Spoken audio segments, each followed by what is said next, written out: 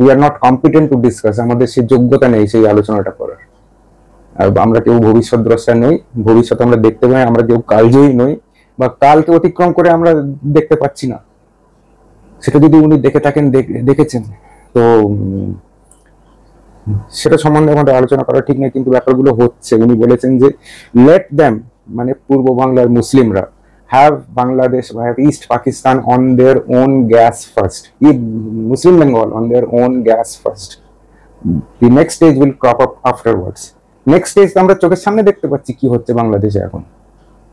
চূড়ান্ত একেবারে মানে অরাজকতা, খুন খারাপি, লুটপাট। গোটা বাংলাদেশে প্রায় 50টা না 60টা কিশোর গ্যাং অপারেট করছে। তারা সব রকম কর্ম তারা করে বেড়াচ্ছে, ডাকাতি, রাহাজানি, ছিনতাই, গোটা বাংলাদেশে করে বেড়ায়। সম্প্রদায়ের কথা না বলে লাভ নেই, বলতেই হবে আমাকে, যে হিন্দু এবং মুসলিম তারা দুজনে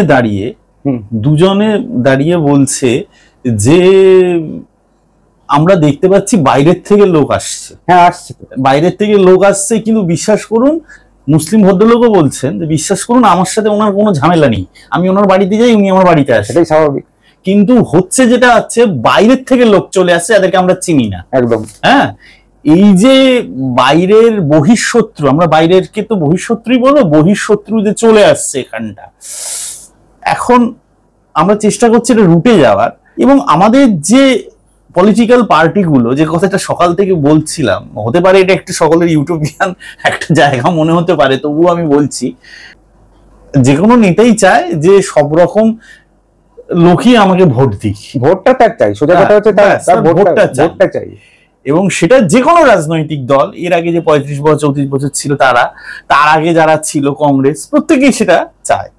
কোন রাজনৈতিক নেতা আজ পর্যন্ত, কোন পলিটিক্যাল পার্টি কি আজ পর্যন্ত চেষ্টা করেছে যে একটা মানুষের যখন শরীর খারাপ হচ্ছে, সেটা কখনো দৈববাণীতে সেটা ঠিক হবে না, তাকে ডাক্তারের কাছে যেতে হবে, তাকে ঝাড়ফুঁক করে তাকে ঠিক হবে না, কোন মন্দিরের পুরোহিত কোনো আপেল দিলে সেটা ঠিক হবে না, তাকে যেতে হবে।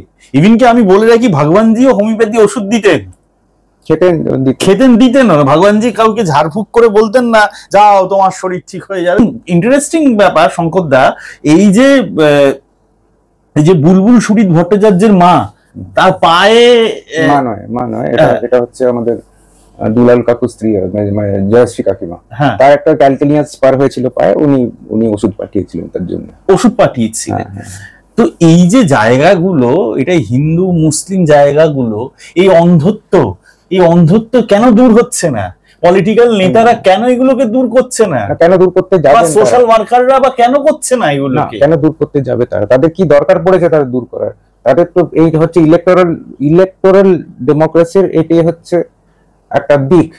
ড্রব্যাক বলুন আর যাই বলুন, এটা হচ্ছে একটা দিক। তার ক্ষমতা দরকার, ক্ষমতা চাই, ক্ষমতার জন্য ভোটটা চাই। এইবারে যে ভোটটা দেবে কে? জনগণ দেবে। জনগণের মধ্যে যদি বুদ্ধি, যদি মানে বিবেক বুদ্ধি যদি জায়গায়, কতগুলো ডগমা সেখানে তাদের চিন্তাধারাটাকে রুল করে। ডগমা মানে কতগুলো মাথায় কতগুলো জিনিস ঢুকিয়ে দেওয়া হয়েছে একেবারে ছোটবেলার থেকে। সেই ডগমার দ্বারা সে দেখবে আমার ডগমাটাকে প্রশ্রয় দিচ্ছে, আমার ডগমাটাকে সাপোর্ট করছে, সুতরাং আমি একে ভোট দেবো। ভোটটা পাবার পরে কি সেই ডগমার বিরুদ্ধে সে যাবে? তার মাথার থেকে সেটা বার করার চেষ্টা করবে? কখনো করবে না, কারণ জানে সেখানে হাত দিলেই তার ভোটটা অন্যদিকে চলে যাবে। ভগবানজি তো বলেইছেন তার এদের শিষ্য, মানে তিনি, যে democracy can only function in a disciplined society. In an indisciplined society, that becomes democracy oblique mobocracy oblique factionalism. যে সমাজের মধ্যে নিজস্ব অনুশাসন আছে, সেটা যাদের নেই, তাদের মধ্যে এই ডেমোক্রেসি কাজ করতে পারে না। মানে কাজ করাতে গেলে তাদের তো বিচার শক্তি সেইভাবে নেই, তাদের বিচার শক্তিটা তাদের যেভাবে গ্রুম করা হয়েছে ছোটবেলার থেকে, তার দ্বারা তারা চালিত হচ্ছে। সুতরাং তারা সেটাকে কাজে লাগাতে পারবে না। মানে তারা বিচার বুদ্ধিটাকে ঠিকভাবে প্রয়োগ করতে পারবে না। বিচার বুদ্ধি কিভাবে প্রয়োগ করবে না? আমি কতগুলো অন্ধবিশ্বাসের, আমি কোনো পার্টিকুলার একে রিলিজিয়নকে বা কোনো সোসাইটিকে আমি ব্লেম করতে চাইছি না, কিন্তু আমার মধ্যে যদি কতগুলো জিনিস আগে থেকে ফিড করে দেওয়া হয় এবং আমি দেখি যে ক্ষমতার প্রার্থী কোনো ব্যক্তি আমার ব্যাপারগুলোকে তোল্লাই দিচ্ছেন, ব্যাপারগুলো সাপোর্ট করছেন, আমি তাকে ভোট দেবো। এটা সোজা হিসেব হয়ে গেল। আমি দেশের ভালোর জন্য আমি সেলফ ডিসিপ্লিন, সেলফ রেস্ট্রেন্ট কতগুলো মানবো না, আমি কতগুলো নিয়ম মেনে চলবো না, এবং সেটা যখন সমর্থন পেয়ে যায়, যে একজন ব্যক্তি সমর্থন করবে আমি তাকে ভোট দেবো, যে করবে না তাকে দেবো না। এবং যে ভোট পাবে সে ক্ষমতা পাবে, যে ভোট পাবে না সে ক্ষমতা পাবে না। সুতরাং আমি একটা গোষ্ঠী তৈরি করে আমি ঠিক করে দেবো যে কে ক্ষমতায় থাকবে। সুতরাং যে এইভাবে ক্ষমতায় আসবে সে সেই নিয়মে সে চলবে। তো ব্যাপারটা তো ওইরকম দাঁড়িয়ে গেছে। আজকে আপনি যদি এই ব্যাপারটাকে ফর এক্সাম্পল আমি বলছি যে রাশিয়া বা জার্মানিতে আপনি যদি এই জিনিসগুলো করতে যান, আপনি কি ক্ষমতায় থাকতে পারবেন? পারবেন না। পোল্যান্ডে যান, আপনি ক্ষমতায় থাকতে পারবেন? পারবেন না। এইভাবে ক্ষমতায় আপনি আসতে পারবেন না। তার কারণ হচ্ছে সোসাইটির কম্পোজিশন, সোসাইটির যে শিক্ষা দীক্ষা বা তার যে এডুকেশনাল গ্রুমিং, যেটা তার যেরকম হয়ে গেছে সেই অনুযায়ী সে বিচার করবে, বিচার করে আপনাকে ভোট দেবে। ডেমোক্রেসি যে জিনিসটা, এটা আমরা ওয়েস্ট থেকে নিয়েছি। ভগবানজি এটাও বলেছেন ডেমোক্রেসি হচ্ছে ওদের একটা ঠাট বাট রাখার একটা ব্যবস্থা ওনারা করে নিয়েছেন। এটা হচ্ছে পশ্চিমীদের শেখানো কতগুলো বুলি। সেটা হয়তো সব জায়গাতে সেটা প্রযোজ্য নয়। Democracy is not the solution everywhere. আপনি আবার আমি কাশ্মীরে ফিরে আসছি। কাশ্মীরে 2019-এর 5ই অগস্ট আর্টিকেল 370 তুলে ফেলা হলো। আর্টিকেল 370 হচ্ছে ভারতের কোনো আইন সেখানে চলবে না, এমনকি প্রেসিডেন্ট ওখানে যদি এমার্জেন্সি ডিক্লেয়ার করেন সেটা কাশ্মীরের ক্ষেত্রে প্রযোজ্য হবে না। ভারতের কনস্টিটিউশনের কোনো আর্টিকেল সেখানে প্রযোজ্য হবে না যতক্ষণ না কাশ্মীরের লেজিসলেটিভ অ্যাসেম্বলি তাতে কনসেন্ট দেয়। আপনি সেখানে কিচ্ছু করতে পারবেন না। কাশ্মীরের আলাদা আলাদা ফ্ল্যাগ আছে বা ছিল একটা সময়, এবং 35A অনুযায়ী ভারতের কোনো নাগরিক গিয়ে কাশ্মীরেতে জমি কিনতে পারবে না, কাশ্মীরেতে গিয়ে থাকতে পারবে না, কাশ্মীরে আপনি কোনোভাবে কোনো রকম প্রপার্টি ওন করতে পারবেন না। তো কার্যত কাশ্মীর হচ্ছে একটা ইন্ডিপেন্ডেন্ট একটা স্টেট, যার একমাত্র হচ্ছে ডিফেন্স, ফরেন পলিসি এবং কমিউনিকেশন, রোড কমিউনিকেশন এটসেট্রা, এই তিনটে জিনিস হচ্ছে ভারতের নিয়ন্ত্রণে থাকবে। বাকি সমস্ত জিনিস তারা নিজেরা ঠিক করে নেবে এবং ইচ্ছে মতো আপনি কিছুই করতে পারবেন না ওখানে। এবং এই জিনিসটা তো ওদের মিলিটেন্সিকে একেবারে তুঙ্গে নিয়ে যাওয়ার জন্য প্রধান অস্ত্র ছিল, সেটাকে তুলে দেওয়া হলো, তাকে মানে ভারতের মেন স্ট্রিমে তাদেরকে আনা হলো। এই আনার পরে একদম ব্যক্তি প্রসঙ্গে চলে আসতে হচ্ছে, একজন আমাদের প্রাক্তন বিচারপতি তিনি সরকারকে চাপ দিতে শুরু করলেন যে সেখানে ইলেকশন করাতে হবে, অর্থাৎ ডেমোক্রেটিক রাইট তাদের কেড়ে নেওয়া যাবে না। ডেমোক্রেটিক রাইট এলো এবং তারপরে কি কি হলো সেগুলো দেখতে পাচ্ছেন। পেহেলগাম হলো, এই পেহেলগামের এই গণহত্যার পরে, রিলিজিয়াস কিলিং এর পরে, পেহেলগামে তো রিলিজিয়াস কিলিং হয়েছে, তারপরে যে সিকিউরিটি মিট হয়েছিল তাতে জম্মু অ্যান্ড কাশ্মীরের চিফ মিনিস্টারকে ডাকা হয়নি। তো আপনি বুঝতেই পারছেন এখানে ইলেকশন করার কি খুব দরকার ছিল, এতটাই প্রয়োজন ছিল। তো কামিং ব্যাক টু আমাদের ইলেকটোরাল ডেমোক্রেসি কাজ করে, নিশ্চয়ই কাজ করে, তার মধ্যে তার মেরিটস আছে, সব জায়গায় সেটা প্রযোজ্য নয়। ভগবান যে ফ্র্যাঙ্কোর কথা বলেছেন, জেনারেলিসিমো ফ্র্যাঙ্কো, যে স্পেনের যিনি ডিক্টেটর ছিলেন, উনি দ্বিতীয় বিশ্বযুদ্ধ থেকে বোধহয় 1972 কি 75 অব্দি উনি লৌহ মুষ্টি দিয়ে উনি স্পেনটাকে মানে রুল করেছেন। স্পেন আগে গরিব দেশ ছিল, ভারতের মতন তাদের প্রায় অবস্থা ছিল। সেখান থেকে স্পেনকে উনি একটা জায়গায় নিয়ে গিয়ে উনি এখন সেটা উনি মনার্কি কাম ডেমোক্রেসি যাই বলুন আপনি, ছেড়ে দিয়েছেন, ছেড়ে দিয়ে উনি চলে গেছেন। সিঙ্গাপুরের কথা আমরা সবাই জানি যে লি কোয়ান ইউ, হি ওয়াজ ডিক্টেটর। সিঙ্গাপুরে এক সময় স্বপ্ন ছিল যে আমাদেরকে কলকাতার মতন হতে হবে, কিন্তু আজকে আমরা কলকাতায় থেকে আমরা সিঙ্গাপুরের কথা ভাবতেও পারি না। সিঙ্গাপুর একটা ফার্স্ট ওয়ার্ল্ড কান্ট্রি। সিঙ্গাপুরে যদি কাউকে থাকতে দেওয়া হয় সে আর কলকাতায় ফিরে আসবে না। তো ব্যাপারটা আপনি বোঝার চেষ্টা করুন। সবসময় ডেমোক্রেসি দিয়ে আপনি একটা মানে জাতিকে একেবারে উন্নত করে দেবেন, এটা ভাবাটা ঠিক নয়। একটা আগে ডেমোক্রেসির যোগ্যতায় নিয়ে যেতে হবে, যোগ্যতায় নিয়ে গিয়ে তারপরে ডেমোক্রেসি ফাংশন করবে। আমার যদি চিন্তা ভাবনাটা মধ্যযুগীয় থাকে, সেখানে আমি ডেমোক্রেসি দিয়ে কিছু করতে পারবো না। সবকিছুর জন্য একটা পরিস্থিতি, একটা পরিবেশের প্রয়োজন হয়। সেই পরিবেশটা হয়তো আগে একেবারেই ছিল না, এখনো তার কিছু কিছু জায়গাতে অভাব আছে। সুতরাং democracy is not the solution everywhere, এটাই ভগবানজি বলতে চেয়েছিলেন। কিছু কিছু জায়গায় আপনার অটোক্রেসি দরকার হয় বা বেনিভোলেন্ট ডিক্টেটরশিপ দরকার হয়। নেতাজি সুভাষচন্দ্র বলেছিলেন যে একটা দেশ স্বাধীনের পর 10 বছর ডিক্টেটরের। 10 বছর না, উনি বোধহয় 50 বছরের কথা বলেছিলেন। 50 বছর, আমি জানি 10 বছর। স্বাধীনতার পরবর্তী প্রথম 10 বছর একটা সার্টেন পিরিয়ড উনি বলেছিলেন যে একটা বেনিভোলেন্ট ডিক্টেটরশিপ, আমাদের অটোক্রেসির প্রয়োজন আছে। সে অটোক্রেসি আজকে রাশিয়াতেও আমরা অটোক্রেসি দেখতে পাচ্ছি। রাশিয়াতে আজও অটোক্রেসি আছে। রাশিয়ার জীবনমান কি আমাদের থেকে নিচু? আমার এটাই প্রশ্ন। না, ভগবানজিও কি সেটা বলছেন? ডিক্টেটরশিপের কথা বলছেন? হ্যাঁ, তাই তো বলেছেন। অটোক্রেসি মানে কি? Autocracy is dictatorship. অটোক্রেসি তো ডিক্টেটরশিপ। তো স্বাধীনতার ইমিডিয়েট পরে আর কি, তাৎক্ষণিক একটা সময়কালীন একটা উনি সলিউশন বলেছিলেন যে একটা সময়ের মধ্যে আমাদের অটোক্রেসি দরকার। সমাজ ডিসিপ্লিনে চলে এলে তারপর ডেমোক্রেসি, তারপর তারা যখন তাদের ম্যাচিওর থিঙ্কিং হয়ে গেছে তখন ডেমোক্রেসি। আজকে দিনেতে আপনি যা দেখতে পাচ্ছেন চতুর্দিকে, মনে হচ্ছে আপনার যে খুব ম্যাচিওর থিঙ্কিং আছে দেশবাসীর? সব অনেক জায়গাতে আছে, সব জায়গাতে নেই। অনেকে বলেন ভগবানজি এখনো আছেন, অনেকে বলেন নেই। আমি সেই সব তর্কে যাচ্ছি না। আমার একটা হাইপোথেটিক্যালি প্রশ্ন আপনার কাছে।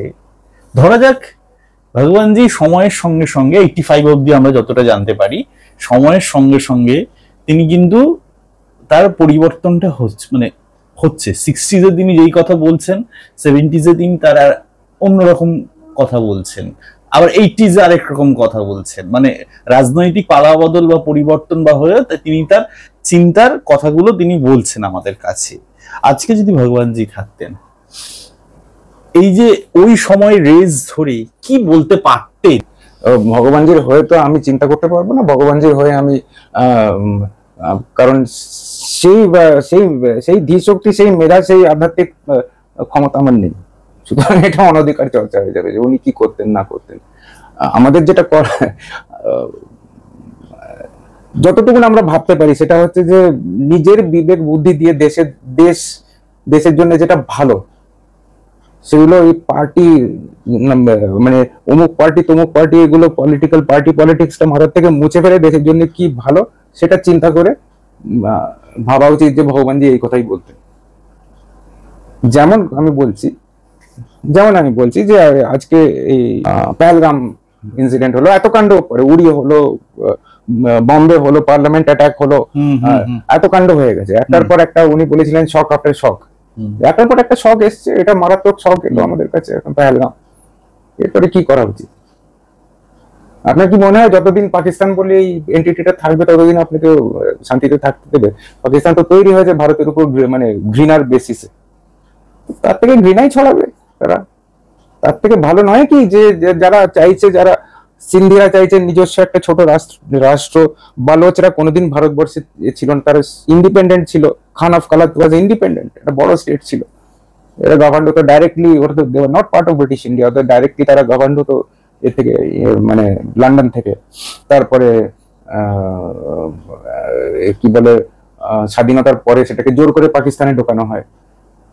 নর্থ ওয়েস্ট ফ্রন্টিয়ার প্রভিন্স, যেটা এখন খাইবার পাখতুনখোয়া বলা হয়, তারা মনে করে তারা হচ্ছে আফগানিস্তানের অংশ এবং অর্ধেক তাদের জনসংখ্যা, অর্ধেক এলাকা সেটা আফগানিস্তানে আছে। আর এদিকে কাশ্মীর এখন যেটা পাকিস্তান অকুপাইড কাশ্মীর, তারা অন্য কথা চিন্তা করছে। তারা ভাবছে যে ভারতের সঙ্গে থাকলে তো ভালো হতো, কারণ জম্মু এন্ড কাশ্মীরে যেরকম মানে অর্থনৈতিক যে মানে ডেভেলপমেন্ট গুলো হয়েছে সেটা ওরা পায়নি।